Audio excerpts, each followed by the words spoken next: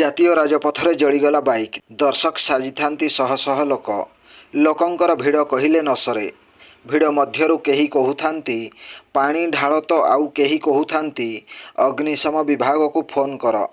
ସେତେବେଳକୁ ନିଆଁ ସମ୍ପୂର୍ଣ୍ଣ ବାଇକ୍ ଉପରେ କବ୍ଜା କରିସାରିଥାଏ।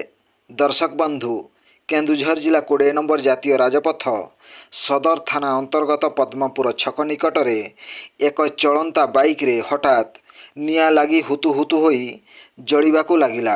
ଏହି ଘଟଣା ଆଜି ସମ୍ପୂର୍ଣ୍ଣ ଜିଲ୍ଲାରେ ଚର୍ଚ୍ଚାର ବିଷୟ ପାଲଟିଛି। ଓଡ଼ିଶା ରାଜଧାନୀ ଭୁବନେଶ୍ୱରରୁ ବାହାରି ଚାଇଁବସା ଅଭିମୁଖେ ଏକ ବାଇକ୍ରେ ଯାଉଥିଲେ ବାପ ଝିଅ। କେନ୍ଦୁଝର ଜିଲ୍ଲା 20 ନମ୍ବର ଜାତୀୟ ରାଜପଥ ସଦର ଥାନା ଅନ୍ତର୍ଗତ ପଦ୍ମପୁର ଛକ ନିକଟରେ ହଠାତ୍ ବାଇକ୍ରେ ଲାଗିଲା ନିଆଁ। ବାପ ଝିଅ ନିଆଁ ଦେଖି ଛାନିଆ। ବାପ ଝିଅ ଭୟଭୀତ ହୋଇ ରାସ୍ତା କଡ଼କୁ ଚାଲି ଆସି ବାଇକ୍ଟି ନିଆଁରେ ହୁତୁ ହୁତୁ ହୋଇ ଜଳି ଯାଉଥିବାର ଦୃଶ୍ୟ ନିଜ ଆଖିରେ ଦେଖୁଥାନ୍ତି। ଏଣୁ ଦୂର ସ୍ଥାନକୁ ଦୁଇ ଚକିଆ ଯାନରେ ଯାତ୍ରା କରିବା କେତେ ଦୂର ଠିକ୍? ଦର୍ଶକ ବନ୍ଧୁ, ଆପଣମାନେ ବିଚାର କରନ୍ତୁ। Bureau report, Janajagaran Odia. Video ଗୁଡ଼ିକ ଆପଣମାନଙ୍କୁ ଭଲ ଲାଗୁଥିଲେ ଆମ ଚ୍ୟାନେଲକୁ ସବସ୍କ୍ରାଇବ୍ କରିବା ସହ ଲାଇକ୍ ସେୟାର କରିବାକୁ ଭୁଲନ୍ତୁ ନାହିଁ।